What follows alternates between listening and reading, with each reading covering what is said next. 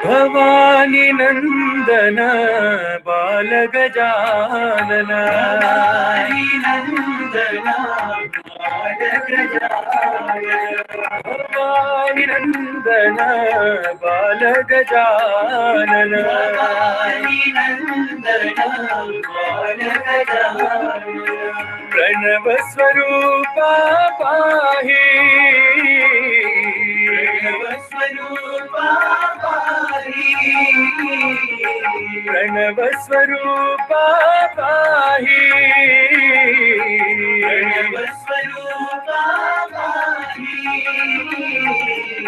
पर्तिपुरीश्वर साई, पर्तिपुरीश्वर साई, हे पर्तिपुरीश्वर साई, पर्तिपुरीश्वर साई, भवानी नंदन बाल गजानन, भवानी नंदन बाल गजानन, प्रणव स्वरूपा पाहि, प्रणव स्वरूपा पाहि, पर्तिपुरीश्वर साई, पर्तिपुरीश्वर साई, हे पर्तिपुरीश्वर साई, पर्तिपुरीश्वर साई, भवानी नंदन बाल गजानन।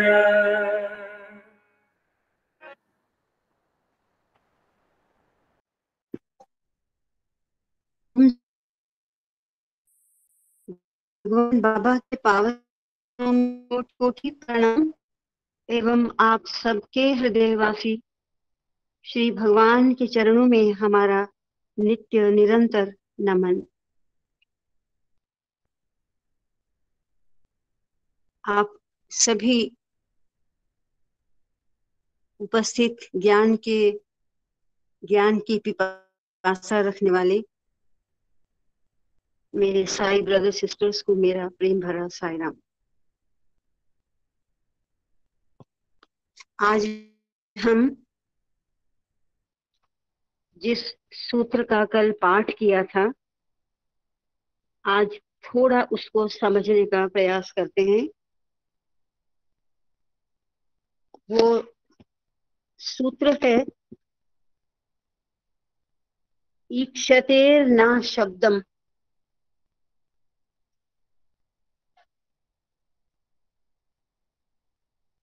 ईक्षतेर न शब्दम।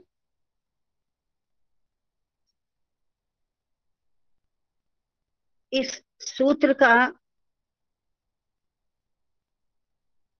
मोटा सा संक्षेप में अर्थ है, ईक्षते शब्द का मतलब है जिसका प्रकट रूप, प्रकाशित रूप, प्रकाशन दिखाई देता है, अर्थात जड़ चेतन स्वरूप जगत,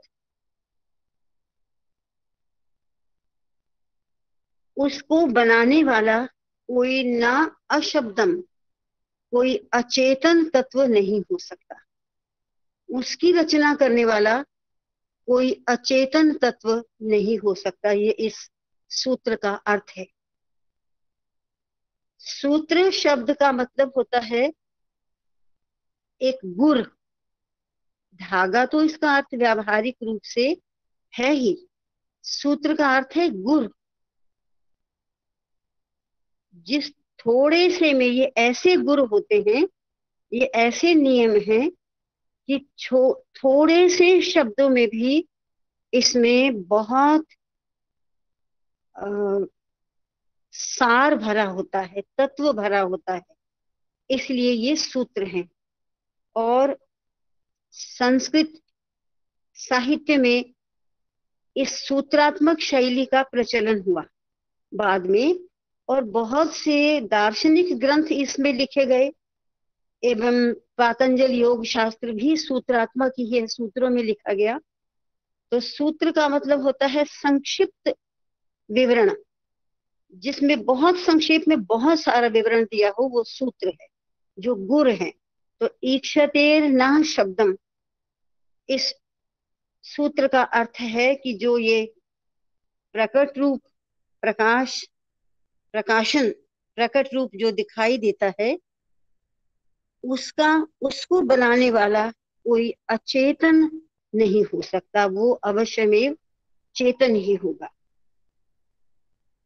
तो भगवान ने वैदिक मतानुसार भी इस मत को स्पष्ट किया है, और इसके अतिरिक्त अन्य अन्य दार्शनिक सिद्धांतों के अनुसार भी इस मत को स्पष्ट किया है। वेदों के अनुसार ब्रह्म जगत का मूल कारण है, वे किसी अचेतन को इसका कारण नहीं मानते। शब्द या वेद अचेतन के सृष्टि का कारण होने का समर्थन नहीं करते। शब्द से भी अभिप्राय या ज्ञान से ही है। शब्द या वेद अचेतन के, कोई अचेतन तत्व जिसमें चेतनता ना हो, चेतन के सृष्टि का कारण होने का समर्थन नहीं करते। सत ने होने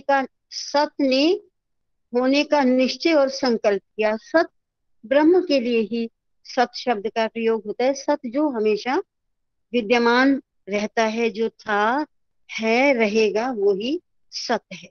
तो सत ने होने का निश्चय और संकल्प किया, क्योंकि ये चेतन तत्व है, तो यही संकल्प कर सकता है, ये निश्चय भी कर सकता है, और इसका निश्चय और संकल्प सफलीभूत भी हो सकता है। तो निश्चय, संकल्प और रचना ये चेतन के कार्य हैं। अचेतन तत्व इस प्रकार के संकल्प कर सकने में अक्षम है, उसमें सामर्थ्य नहीं है ऐसा। अतः ब्रह्म को, जो कि सर्वचेतन है, मूल कारण के रूप में स्वीकार किया जाना चाहिए। ये वेदों के आधार पर भगवान ने इस प्रकट सृष्टि का जो कारण है, ब्रह्म को भी माना, और उन ब्रह्म को माना और इस मत को स्पष्ट कर दिया। अब इसके बाद जो अन्य अन्य मत है और भी शास्त्रों के अनुसार, बस पढ़ना मात्र है हमें, हम इनकी अनुभूति लेवल तक तो नहीं जा सकते।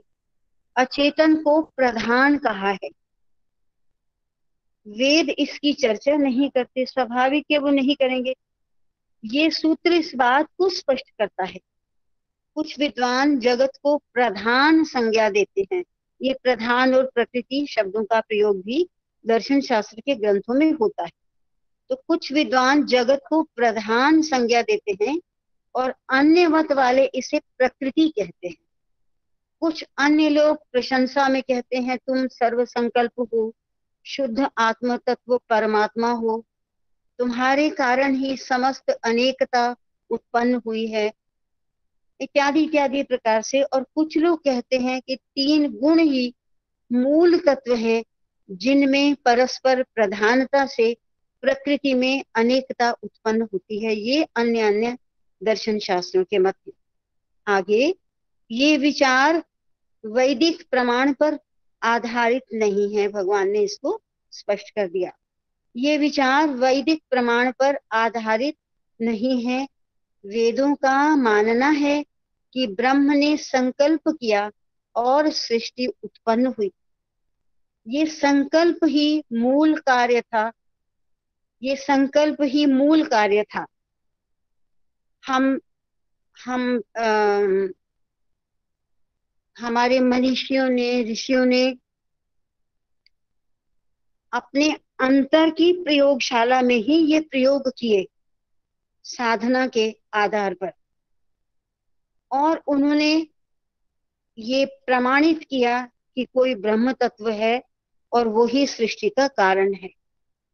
तो ये मनीषियों की अपनी स्वानुभूति रही होगी कि जिसके आधार पे उन्होंने इसको स्पष्ट किया कि ब्रह्म ने संकल्प किया और सृष्टि उत्पन्न हुई। लेकिन आज 21वीं सदी में जो गुरुचरण हमें मिले, एजुकेयर नाम से जो कुछ साल पहले कॉन्फ्रेंस हुई थी, उसके सार तत्व ही यही था।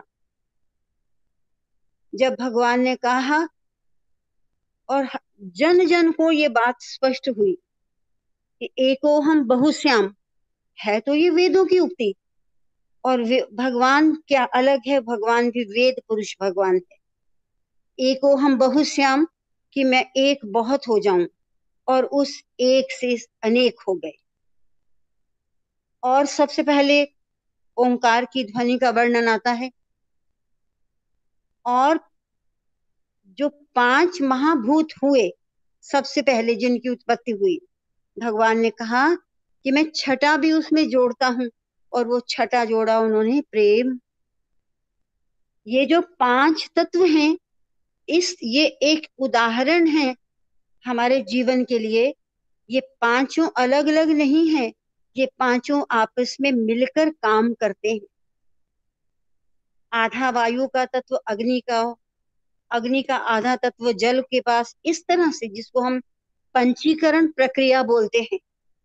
तो ये प्रक्रिया कैसे संभव हुई? एक दूसरे को देना, अपना आधा भाग ही देना, इसका आधार भी प्रेम ही है। तो इस सृष्टि का आधार प्रेम है।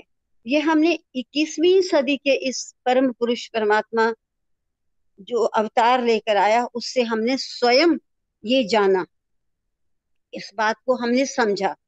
और तभी ये कितनी भी किताबें पहले पढ़ी थी, लेकिन ये जो कॉन्सेप्ट है सृष्टि की रचना कैसे हुई, ये तभी स्पष्ट हुआ। तो ये विचार वैदिक प्रमाण पर जो ऊपर का है आधारित नहीं है।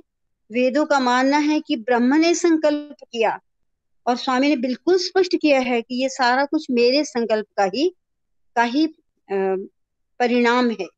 तो संकल्प सृष्टि उत्पन्न हुई, ये संकल्प ही मूल कारण था। सांख्य मत में आगे भगवान ने सांख्य मत कपिल मुनि का दर्शन शास्त्र है। ये कपिल मुनि ने इस विचारधारा को जन्म दिया। तो सांख्य मत में सृष्टि को गुणों पर आधारित माना है।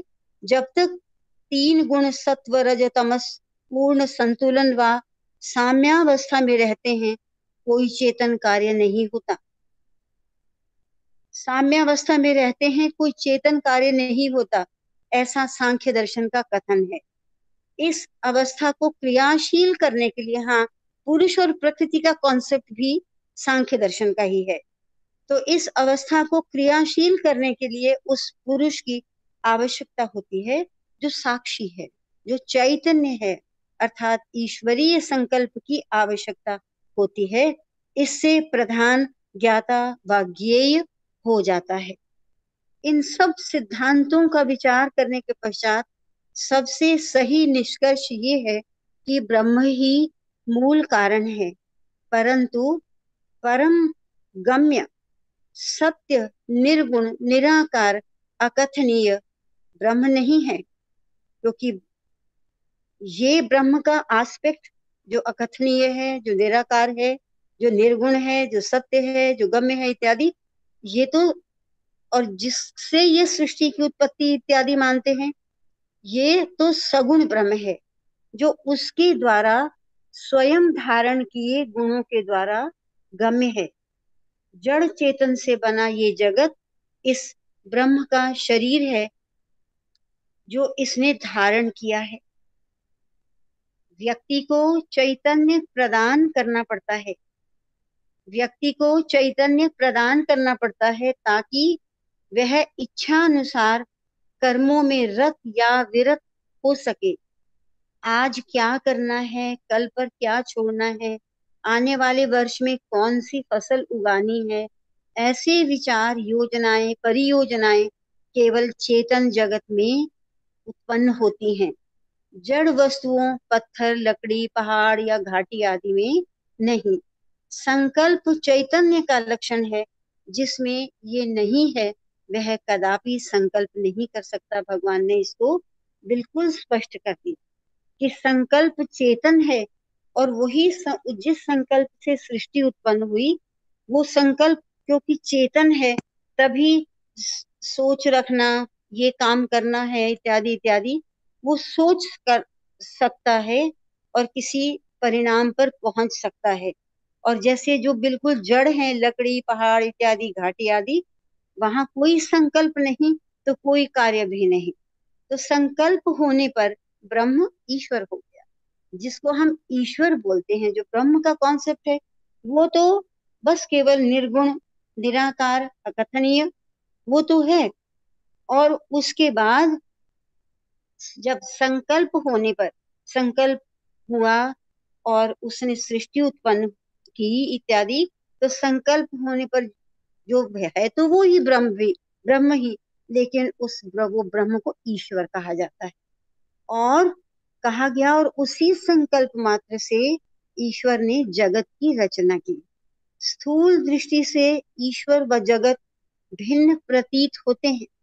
स्थूल दृष्टि से जगत, ईश्वर व जगत भिन्न प्रतीत होते हैं। हाँ, जगत का व्यवहार अपना और ईश्वर कहाँ, किंतु सूक्ष्म दृष्टि से विचार करने पर पता चलता है कि पदार्थ तथा परमार्थ, प्राणी और प्राण में कोई मूलभूत अंतर नहीं है। प्राण तत्व स्वयं शरीर धारण कर लेता है और प्राणी के रूप में दिखाई पड़ता है, और फिर प्राणी से प्राण निःसृत होता है। वैदिक ग्रंथ ब्रह्म तत्व तथा इससे प्रकट रूपों का विवेचन करते हैं। वे मनुष्य को ज्ञान, विज्ञान और उसकी सहज अनुभूति प्रदान करते हैं, किंतु कालांतर में ये तो रहा अभी तक हमारे वेद इत्यादि या वेदों के बाद की भी रचनाएं, जिनमें इस प्रकार से इस विशिष्ट ज्ञान और विज्ञान के विषय पर बहुत चिंतन हुआ, मनन हुआ, लेकिन समय रहते धीरे धीरे, किंतु कालांतर में स्तोत्रों, श्लोकों व पवित्र ग्रंथों की व्याख्या कर्मकांड के रूप में की गई, और उनकी स्तुति व व्याख्या लौकिक व पारलौकिक उद्देश्यों की प्राप्ति में उपयोगी होने के रूप में की गई। कालांतर में ऐसा ही हुआ। अब हम भगवान शिव की स्तुति करते हैं, भगवान गणेश की स्तुति करते हैं, हम स्तोत्रों के द्वारा करते हैं, और वास्तव में तो वो उसी ब्रह्म तत्व का ही वो गायन है, लेकिन समय रहते वो स्तोत्रों में, श्लोकों में, पवित्र ग्रंथों में, मंत्रों में इस प्रकार से वर्णन होने लगा। इनके उच्चारण के साथ संपन्न किए गए अनुष्ठानों को लाभदायक कर्म माना गया। जगत में ब्रह्म से भिन्न कुछ भी नहीं है, ये सब ब्रह्म से उत्पन्न होता है, ब्रह्म में लय होता है, और ये ब्रह्म में ही गतिशील और स्थित है। आगे ब्रह्म तत्व, इतना ही अभी काफी। मैं, ज्ञानेश्वर भाई साहब बैठे हैं, मैं इनसे प्रार्थना करती हूँ कि आप थोड़ा इस विषय को सरल भाषा में थोड़ा और हमें समझा दें। ओम साई राम। साई राम। साई राम।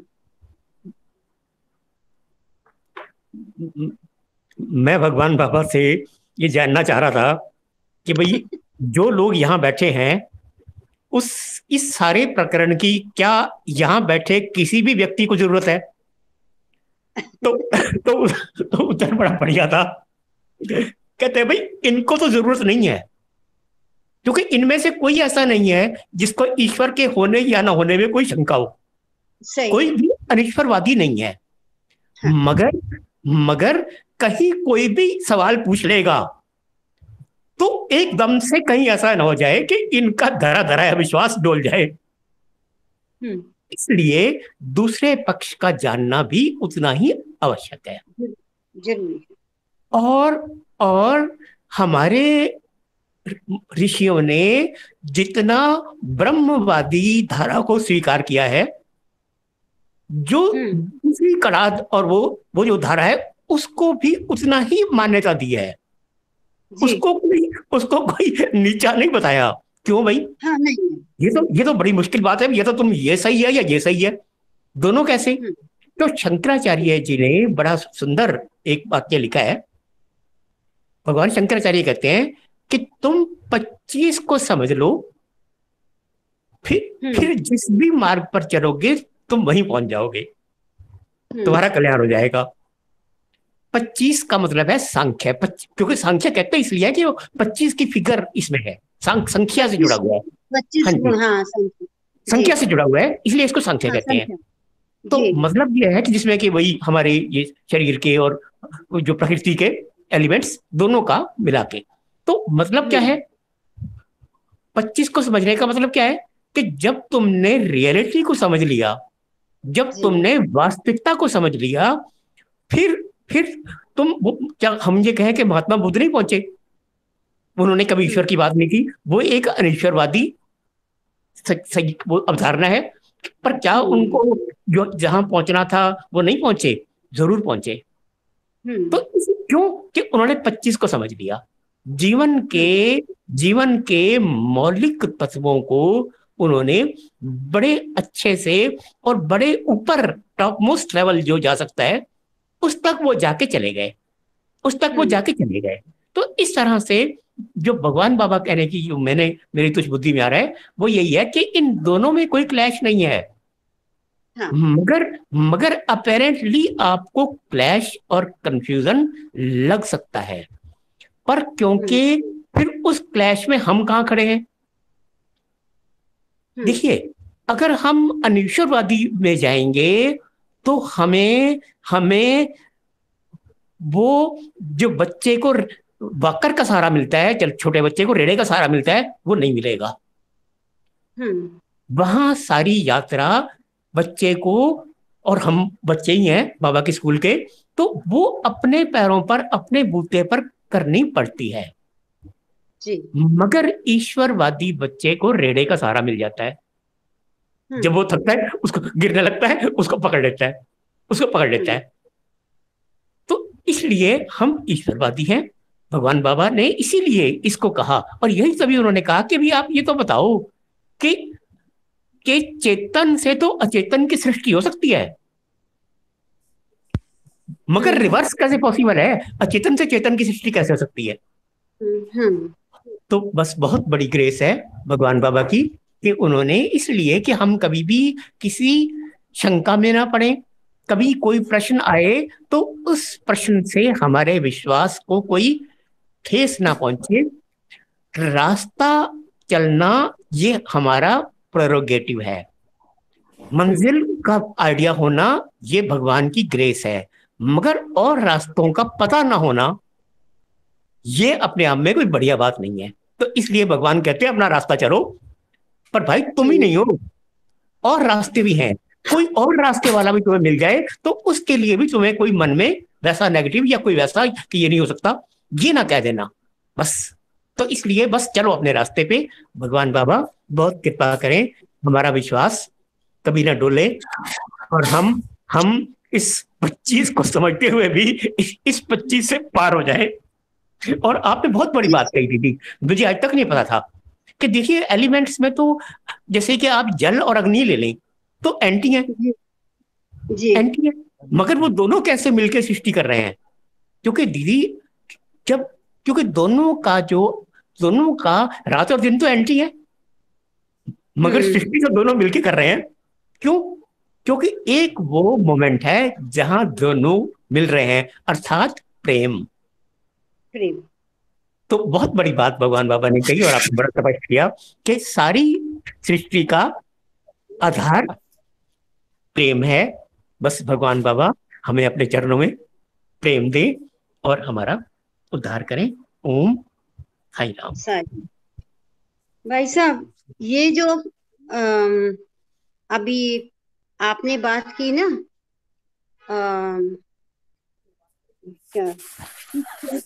चेतन से अचेतन तत्व की उत्पत्ति हुई है ना, चेतन से अचेतन की उत्पत्ति हुई, और जो अचेतन तत्व है वो भी वास्तव में अचेतन नहीं है, क्योंकि भगवान के संकल्प से जो सृष्टि हुई है, इसका मतलब है कि वो जो चेतनता अभी उस अचेतन में भी कहीं बनी हुई है, तभी जो संकल्प की, जैसे भगवान ने उदाहरण देकर स्पष्ट किया कि हम ऐसी विचार, ऐसी योजनाएं, परियोजनाएं बनाते हैं, और वो विचार बिना चेतनता के नहीं आ सकते।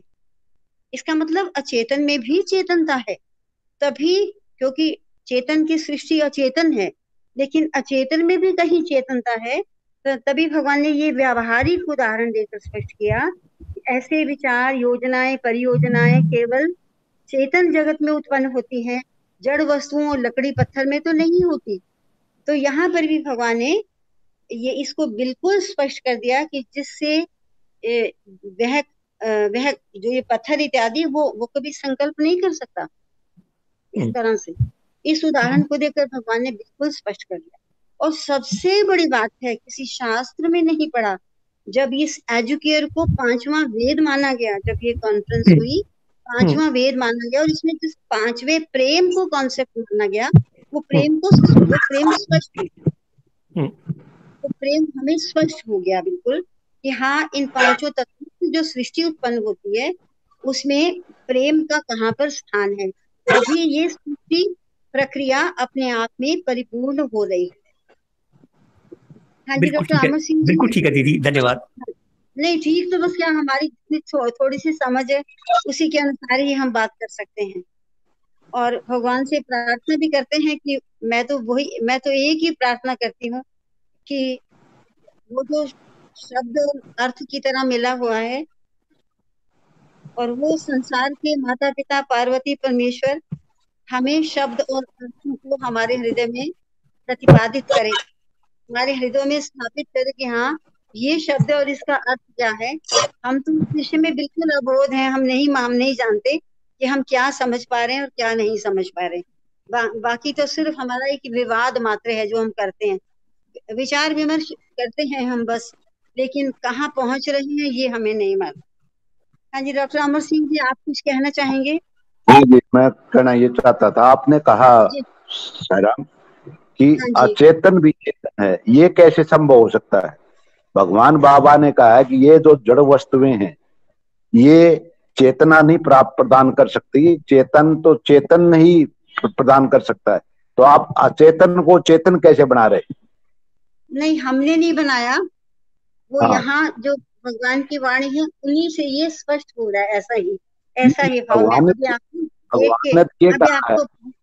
अभी आपको बुक में देख के बताती हूँ। सुनो तो एक बार, आपने पढ़ा है, देखिए भगवान ने ये कि ये जो हम जीवन में जो भी योजनाएं बनाते हैं जी, ये हमारा चैतन्य मन बनाता है। साईराम जी।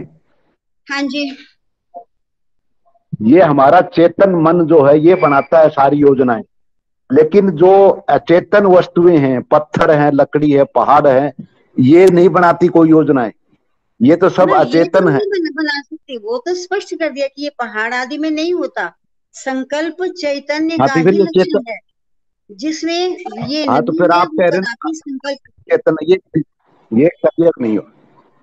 अचेतन में चेतन कैसे? नहीं, वो मैं किस संदर्भ में कहा वो अभी आपको, हमने आगे चलना है, मैं आपसे क्लियर कर लूंगी वो कहाँ पर कैसे कहा, किस संदर्भ में ये शब्द आया है अभी। अच्छा, इसके बाद जो इस तथ्य का हम विवेचन कर रहे हैं, ब्रह्म तत्व का इत्यादि, तो होते होते वैदिक ग्रंथों के बाद कालांतर में सूत्रों, श्लोकों, पवित्र मंत्रों की व्याख्या कर्मकांड के रूप में की गई, और उनकी स्तुति व व्याख्या लौकिक व पारलौकिक उद्देश्यों की प्राप्ति में उपयोगी होने के रूप में की गई।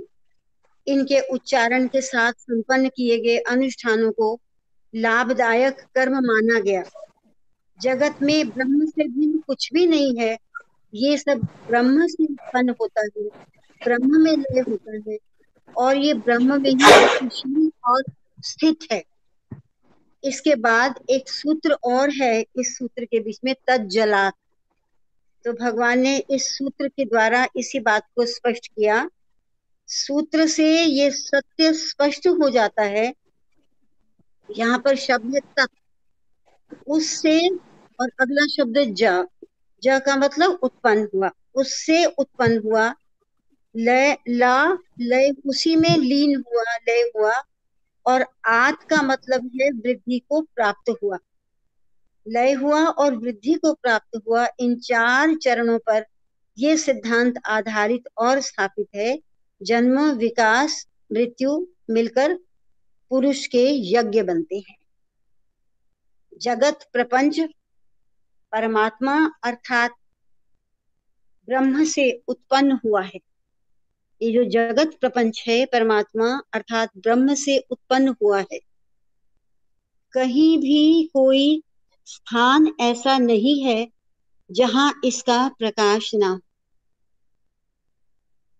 जगत निरंतर गतिशील है। जगत का स्वामी जगदीश्वर इसका संचालक है।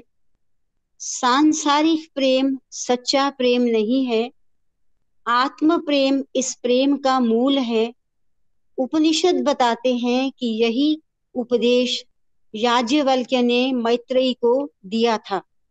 और वो उपदेश क्या था? आत्मानस्तु कामाय सर्वं प्रियम भवति। आत्मानस्तु कामाय, आत्मा की कामना के लिए, आत्मा को चाहने के लिए, आत्मा के लिए सर्वम प्रियम भवति, सब कुछ प्रिय हो जाता है। लेकिन आत्म तत्व को जो चाहे, जो इच्छा करे, उसके लिए सब कुछ प्रिय हो जाता है। तो आत्म प्रेम प्रथम है, अन्य वस्तुओं से प्रेम इसके बाद है। यदि एक व्यक्ति दूसरे से अनुराग करता है तो इसे प्रेम नहीं कहा जा सकता। आनंद की प्राप्ति के लिए ही आत्मा प्रेम करता है। अनुराग आत्मा से परमात्मा की ओर प्रवाहित होता है। अनुराग प्रेम आत्मा से परमात्मा की ओर प्रवाहित होता है। अतः जब आत्मिक सत्य को स्रोत के रूप में समझ लिया जाता है तो हम जान सकते हैं कि ये सब ब्रह्म चैतन्य के द्वारा होता है। अब यहाँ पर थोड़े से इतना दार्शनिक सिद्धांतों को स्पष्ट करते हुए थोड़ा सा भगवान व्यावहारिक स्तर पर हमें स्पष्ट कर रहे हैं कि कोई भी प्रेम प्रेम नहीं है। अगर कोई प्रेम है तो वो आत्म प्रेम ही है। जब ये सारी सृष्टि उस आत्मा का ही प्रकटीकरण है तो वही आत्म भाव सब में है। तो सबके प्रति प्रेम, जो भगवान ने एक दो शब्दों का जो मंत्र दिया है प्रेम, वही यही स्पष्ट होता है कि वो प्रेम किससे है। वो हर एक के प्रति प्रेम है, इसलिए वो आत्म भाव की भावना से किया हुआ प्रेम है। और इस कॉन्सेप्ट को व्यवहार में आना ही चाहिए, तभी प्रेम साकार हो सकता है। अन्यथा तो केवल वो शब्द मात्र ही है। आत्मा, आत्म प्रेम, आत्म भाव, अन्यथा ये शब्द मात्र ही है। लेकिन आत्म भाव में इसको लाना चाहिए, साकार होना चाहिए और प्रैक्टिस में आना चाहिए। तभी हम भगवान के इस प्रेम मंत्र को का हम वास्तव में उसको, हम उसके अर्थ को, उसके तथ्य को, तत्व को हम समझ पाएंगे। चर और अचर दोनों दैवी संकल्प का परिणाम है।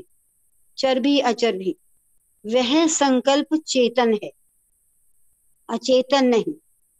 ईक्षते ना शब्दम, ये जो ये सूत्र है, ये सूत्र इसी सत्य को प्रकट करता है। चर और अचर दोनों दैवी संकल्पों का परिणाम है। चाहे इस सृष्टि में कोई चर जगत है या अचर है, जड़ है या चेतन है, है तो वो दैवी संकल्प का ही परिणाम। तो वह संकल्प चेतन है, अचेतन नहीं। अब देखिए, अचेतन भी है यहाँ पर और चेतन भी है, लेकिन अगर जो दैवी संकल्प है वो चेतन है, अचेतन नहीं, लेकिन अचेतन में भी वो सभी कुछ है। तो ईक्षते न शब्दम, जो कुछ यहाँ पर ईक्षते है शब्द का मतलब जो भी प्रकाशन है, प्रकट रूप है, वो अचेतन उसका कारण नहीं है, चेतन ही उसका एक कारण है। ये सूत्र इसी सत्य को प्रकट करता है। कोई मनुष्य कितने भी तर्क वितर्क करे, ये सत्य अटल है कि दैवी संकल्प सभी वस्तुओं का मूल है।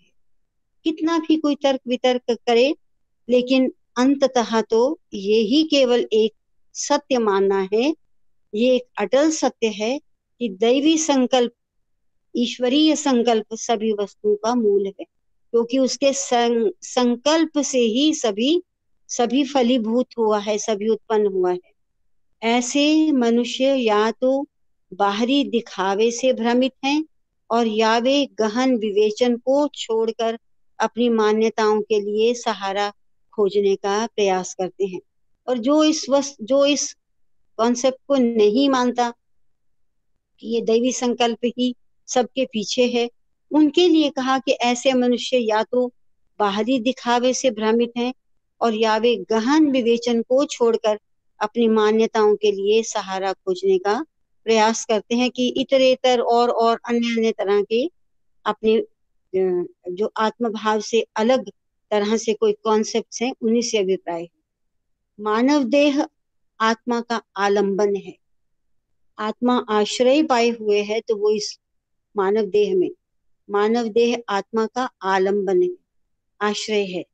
जलवायु आदि तत्व देह के अभिन्न अंश हैं। जलवायु तत्व, क्योंकि इन्हीं पंच तत्वों से देह का निर्माण। अतः आत्म तत्व ब्रह्म या तत्व जो वास्तविक तत्व है नहीं जाना जाता। अतः आत्म तत्व ब्रह्म या तत्व जो वास्तविक तत्व है उसे नहीं जाना जाता, वहां तक पहुंचता नहीं कोई, उसकी अनुभूति कोई नहीं करना चाहता, और इसीलिए भी क्योंकि उसका अनुभव नहीं है, इसलिए मनुष्य ने इस तत्व की, भगवान ने स्पष्ट कर दिया, मनुष्य ने इस तत्व की अनुभूति खो दी है कि ब्रह्म तत्व भी है कोई। ये शरीर में है किंतु शरीर का नहीं है, ये शरीर में स्थान पाए हुए है लेकिन शरीर का नहीं है, मतलब शरीर के धर्मों को उसने नहीं अपनाया, लेकिन वो शरीर में है। ये अशरीर तत्व है, ये ऐसा तत्व है जो शरीर नहीं है। अशरीर अर्थात ऐसा तत्व जो शरीर में सक्रिय रहते हुए भी शरीर का नहीं है, ये आत्मा है। नेत्रों को देखने की व कानों को सुनने की क्षमता आत्मा के द्वारा प्रदान की गई है। नेत्रों को देखने की, क्योंकि लाइट पावर हाउस से आती है, तभी हमारे घर के सभी ट्यूबलाइट्स बल्ब जलते। अगर पावर हाउस से लाइट नहीं है तो बल्ब होते हुए, ट्यूबलाइट्स होते हुए और भी अन्य अन्य उपकरण होते हुए वो अपना काम नहीं कर सकते।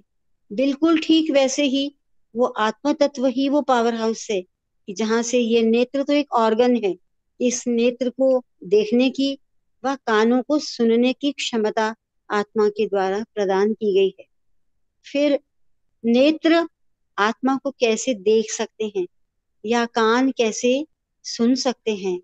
नेत्र व कान आधेय हैं, नेत्र व कान आधार नहीं है, आधेय हैं। उन्होंने तो आधार का आश्रय लिया है। सर्व चैतन्य ब्रह्म तत्व आत्मा आधार है। जो आत्मा है वो ही केवल मात्र आधार है, वही वास्तविक तुम हो और वही संकल्प है। जगत के पंच तत्व आकाश, वायु, अग्नि, जल व पृथ्वी प्रज्ञान द्वारा परिचालित तथा कार्यरत हैं।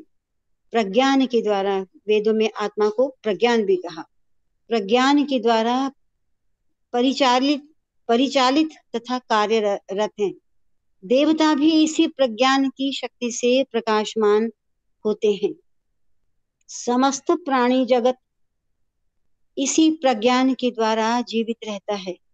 स्थावर और जंगम दोनों, जड़ और चेतन दोनों प्रज्ञा पर आधारित हैं। प्रज्ञान ब्रह्म है, आत्मा है। प्रज्ञान लोक अर्थात दृश्य जगत है। संपूर्ण जगत प्रज्ञा है। प्रज्ञा ही वो चैतन्य है और जो प्रपंच अर्थात जगत में व्याप्त है। अब मेरे को तो यहाँ यही समझ में आता है कि चाहे जगत अचेतन है, लेकिन वो चेतन की संरचना है, चेतन का वो प्रकट रूप है, इसलिए उसमें भी चेतनता है। इस भाव से ही शायद मैंने वहां पर अचेतन में भी संकल्प की बात की।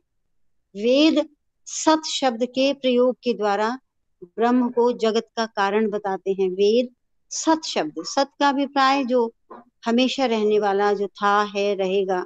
सत शब्द के द्वारा, सत शब्द के प्रयोग के द्वारा ब्रह्म को जगत का कारण बताते हैं। सत तो नित्य चैतन्य है। वेद किसी भी अचेतन वस्तु की चर्चा नहीं करते। वे सब चेतन है, सब सब ब्रह्म है। यहाँ पर बिल्कुल स्पष्ट कर दिया। ये तो वेदों की क्या कहना चाहिए, वेदों की ये उदारवादी कॉन्सेप्ट्स हैं, क्योंकि ये सारा संसार है, जगत है, वो चेतन से ही प्रकट हुआ है, तो इसलिए वो भी चेतन ही है और उसको अंततः चेतन है, वो सब है, वो ब्रह्म है। और यही मनीषियों के मनन का, मनीषियों के ध्येय का एकमात्र कॉन्सेप्ट यहाँ है। यहाँ तक उदारवादिता, यहाँ तक वेदों के सिद्धांत हमें उदारवादिता की ओर लेकर जाते हैं।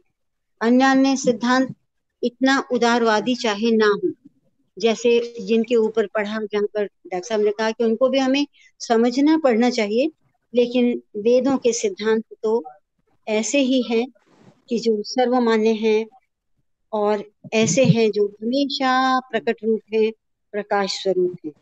ओम साई राम। हाँ जी, साई राम रखिए। आप कहिए। जी हाँ, कहिए, आप कुछ और स्पष्ट कीजिए। साई राम जी। हाँ जी, साई राम डॉक्टर साहब, साई राम। साई राम, एक तो बात ये स्पष्ट हुई है कि हमारी जो ये वेद हैं, शास्त्र हैं, उपनिषद हैं, ये जो हैं, इनके अंदर एक ही शब्द को कई नामों से पुकारा गया है जी। जैसे एक है, इसको सत्य भी कहा गया है, प्रज्ञान भी कहा गया है, आत्मा भी कही गई है जी। हाँ, विज्ञान भी कहा गया है। तो ये अलग अलग जगह इनका उपयोग होके थोड़े से कंफ्यूज हो जाते हैं हम। भाई कभी तो कहीं ब्रह्म कह दिया, कहीं सत्य कह दिया, कहीं प्रज्ञान कह दिया, कभी आत्मा कह दी, कभी विज्ञान कह दिया। इतने शब्द इनका प्रयोग करने किया हुआ है, भगवान बाबा ने बताया है। तो एक तो जिसे सत्य है, ब्रह्म है, वो सत्य भी है और सत्य का ही निश्चित उसने संकल्प लिया जी। कि पहले तो अपने आप को बनाया, उसने संकल्प से पहले तो सत्य ने अपने आप को बनाया और उसने फिर दोबारा। सर अपने आप को कैसे? अपने आप को वो तो स्वयं, तो वो तो ऐसा चेतन तत्व है जो उसको किसी ने नहीं बनाया, वो तो स्वयंभू है। उसने अपने आप को कैसे? वो तो इन्होंने लिखा है, सत्य ने होने का निश्चय किया।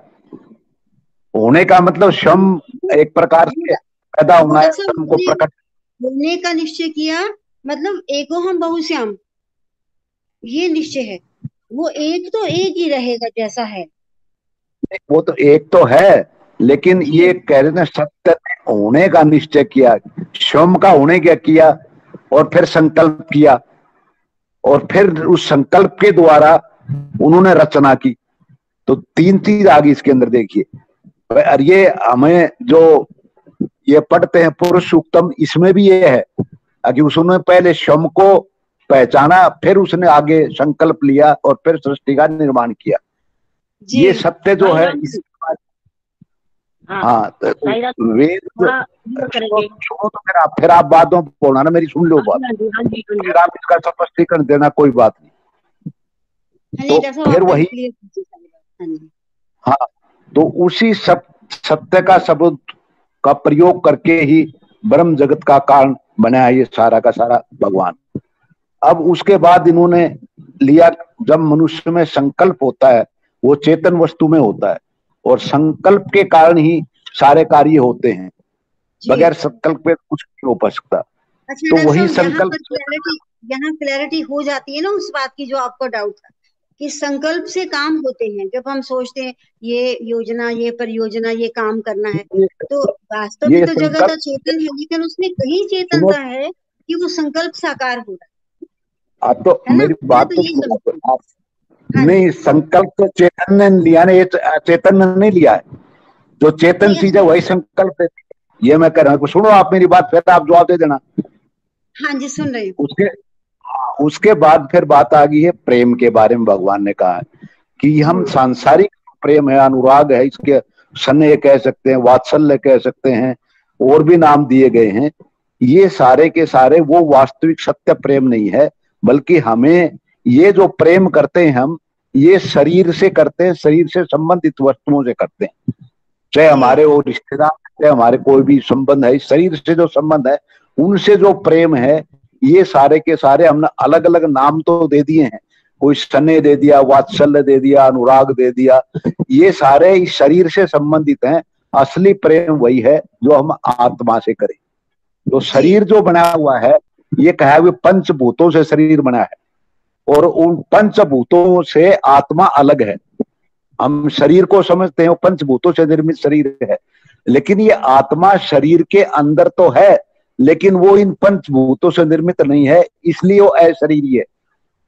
और इसलिए हमें उससे प्रेम करना चाहिए, न कि शारीरिक अनुराग, प्रेम, जो वात्सल्य, ये सब कुछ नाम दिए हैं, इनसे नहीं, बल्कि हमें उस आत्मा से प्रेम करना चाहिए। एक तो ये बड़ी स्पष्ट करते हैं भगवान इस बारे में कि यही मानव देह से ना करके हम उस आत्मा से प्रेम करें। और फिर उसके बाद भगवान ने ये बताया है कि फिर ये प्रज्ञान के बारे में आगे ये सारी बातें, ब्रह्म ही है, सारा शरीर चेतन है, अचेतन है, ये सारी रचना भगवान की है, ये प्रज्ञान से हुई है या ब्रह्म से हुई है, या इसे परमात्मा कहें, ब्रह्म आत्मा कहें, आत्म तत्व कहें, ये सारा का सारा भगवान ने बड़ा विस्तार से इसके बारे में बताया। तो ये सारी चीजें भगवान ने बड़ा क्लियर किया है कि वेद क्या कहते हैं, और जो दूसरी धारणाएं हैं वो दर्शन शास्त्र की, वो क्या कहते हैं, इनको ये क्लेरिफाई किया है कि आप उनको भी पढ़ें, उनको भी जानें। जिस तरह सांख्य शास्त्र में 25 बताए हैं तत्व, 25 तत्व क्या है? 5 हमारी जो शरीर बनाया है, पंच तो तत्व हैं, महाभूत, 5 ज्ञानेन्द्रियां हैं, 5 कर्मेंद्रियां हैं, 5 प्राण हैं, 5 कोश हैं, ये 25 चीज हो गई।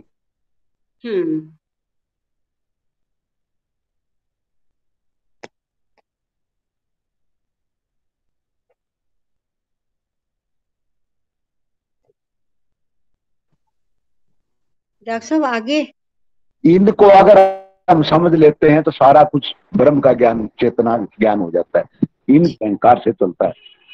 तो ये समझ जाते हैं तो फिर सारा का सारा ये चैप्टर क्लियर हो जाता है। साई राम जी, मैं इतना ही कहना चाहता था। आगे और कोई बहुत अच्छा और क्लियर कर दिया डॉक्टर साहब। हाँ डॉक्टर साहब, जो पिछला सूत्र है ना, तत्व समन्वयात, जो पिछला सूत्र है, उसके आखिर में भगवान ने कल मैंने वो, मेरा नेटवर्क चला गया था, तो मैं यही बात कर रही थी कि भगवान ने कहा कि शास्त्रों में शास्त्र अनेक हैं, और शास्त्रों में एक ही बात को भिन्न भिन्न प्रकार से कहा है। तो अगर तुम एक शास्त्र का अनुशीलन कर लेते हो, मतलब वही जो ब्रह्म का कॉन्सेप्ट है, आत्मा का कॉन्सेप्ट है, इत्यादि इत्यादि, अगर तुम एक ही शास्त्र का अनुशीलन कर लेते हो अच्छी तरह से, तो आपने सब कुछ कर लिया। पूरे शास्त्रों को पढ़ने की ऐसे कोई आवश्यकता नहीं होती। तभी उन्होंने वो उदाहरण दिया कि समुद्र वाला पानी वाला उदाहरण दिया भगवान ने कि समुद्र का पानी खारा होता है, उसको चखने के लिए सारे समुद्र को पीने की जरूरत नहीं होती, उसमें एक चम्मच पानी से हम चख सकते हैं कि हाँ इसका पानी खारा है ना। तो एक कॉन्सेप्ट को हम एक शास्त्र के आधार पर जान गए तो सब कुछ जान गए। और दूसरी बात, इसी चैप्टर में आखिर में भगवान ने बिल्कुल स्पष्ट कर दिया कि ब्रह्म को जगह जगह पर शास्त्रों में अलग अलग प्रकार से कहा है। कहीं पर तो डॉक्टर साहब परम पुरुष भी कहा है, इस ब्रह्म तत्व को परम पुरुष कहा, कहीं सिर्फ परमात्मा कहा, कहीं विज्ञानम ब्रह्म कहा, कहीं ज्ञानम ब्रह्म कहा, कहीं प्रज्ञानम ब्रह्म कहा, इत्यादि इत्यादि प्रकार से बहुत प्रकार से कहा है उन्होंने। लेकिन बात तो वही है कि, और भगवान ने अंत में उस चैप्टर में क्या कहा, अयम आत्मा ब्रह्म, उसमें अयम आत्मा ब्रह्म, कि ये आत्मा ब्रह्म है। तो इसमें आत्मा ब्रह्म और ओम की उसमें पहले की वर्णन है, ओम और आत्मा और ब्रह्म ये एक ही है, ये एक ही है, किसी भी नाम से उसको पुकार लो। और वेदों की उदारवादिता, जो उदारवादिता का कॉन्सेप्ट है, भगवान ने उसको कितना सुंदर तरीके से स्पष्ट किया है डॉक्टर साहब इस सूत्र के अंत में, जो अभी हम पढ़ रहे थे, ये ईक्षतेर न एकदम इसके अंत में, कि अब कोई हमारे मन में डाउट रह नहीं जाता कि वो जो वेद सत शब्द के प्रयोग के द्वारा ब्रह्म को जगत का कारण बताते हैं, सत जो था है रहेगा, और सत तो नित्य चैतन्य है, और वेद किसी भी अचेतन वस्तु की चर्चा नहीं करते, और सब चेतन है, सब ब्रह्म है। तो इसका मतलब ये तो हमारी दृष्टि की ही कमी है, इस संसार में भी सब कुछ चेतन है ना। कितना सुंदरता।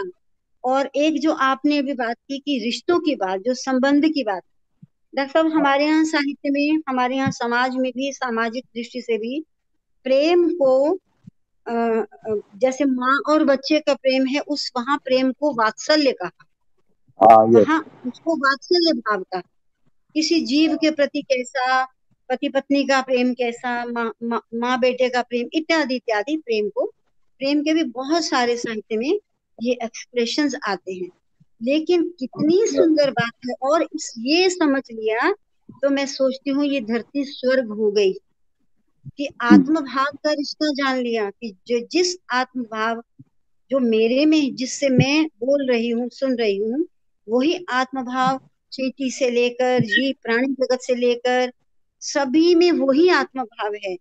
तो अगर उसको जान लिया, उसको हमने आदर देना, उस भाव को आदर देना शुरू कर दिया, तो फिर तो प्रेम ही प्रेम है सर्वत्र।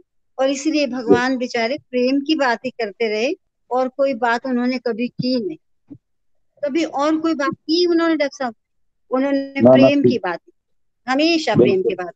तो मैं तो यही कहती हूँ कि और दूर कहाँ जाएं, इस प्रेम को अपने परिवार से शुरू करें, अपने से शुरू करें, अपने परिवार से करें, अपने साई परिवार से करें, अपने समाज से करें, कि कहीं तो कहीं वो प्रवाहित होती हुई पवित्र धारा हमें दिखाई दे, और सर्वत्र स्वर्ग ही स्वर्ग हो, सुंदरता हो, आत्मीयता हो, सच्चित आनंद हो, अभी कुछ। ओम साई राम।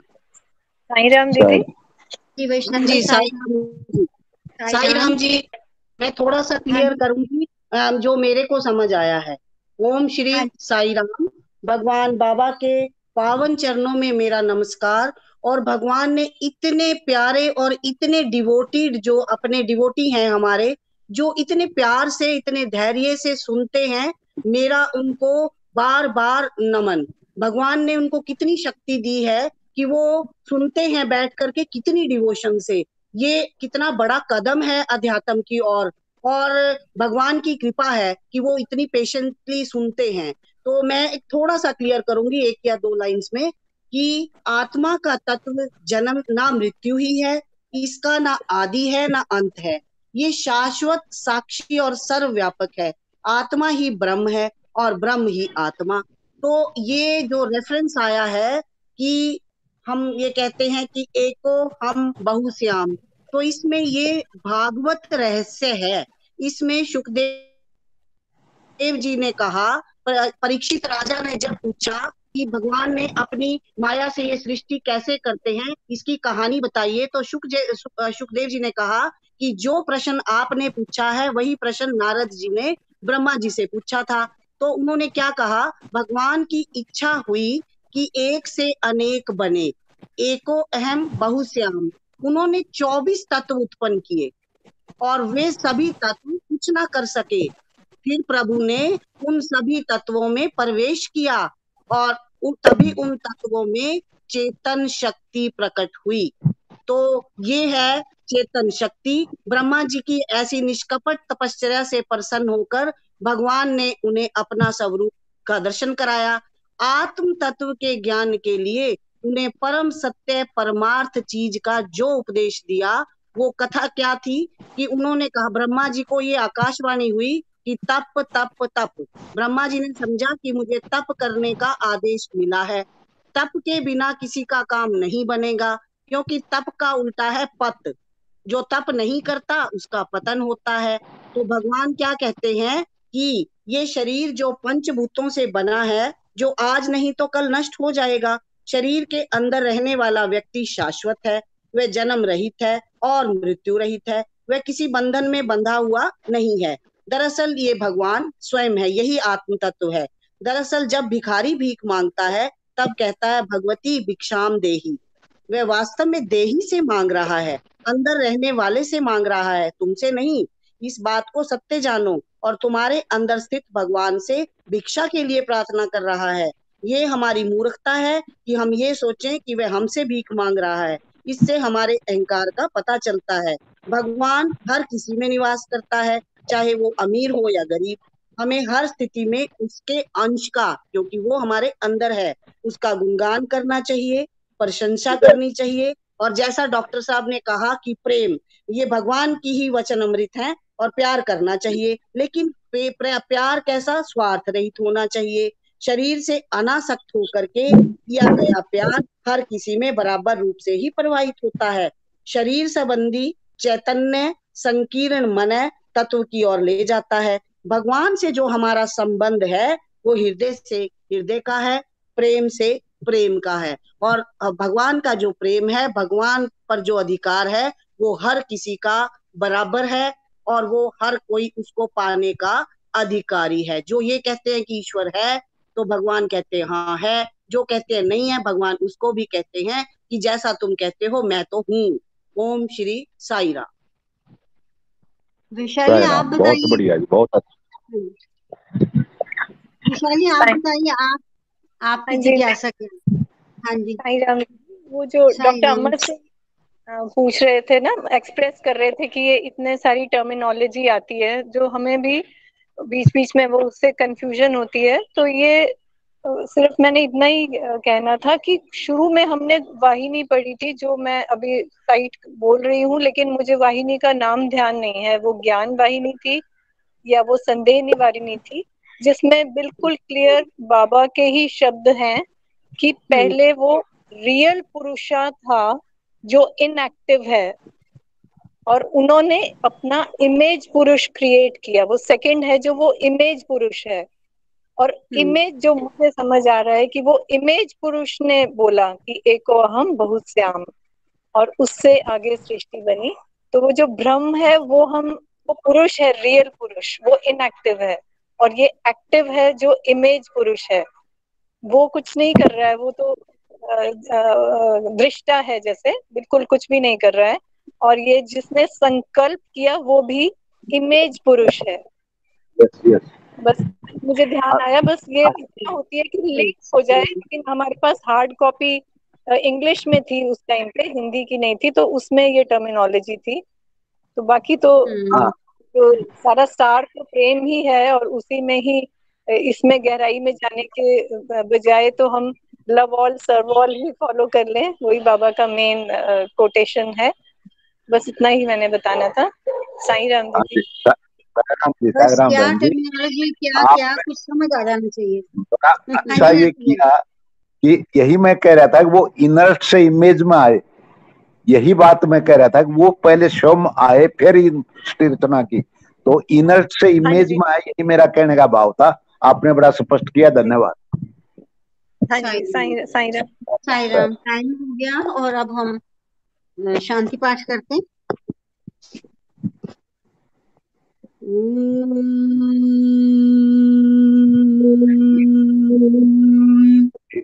शांति शांति शांति, समस्त लोकाः सुखिनो भवन्तु, समस्त लोकाः सुखिनो भवन्तु, समस्त लोकाः सुखिनो भवन्तु।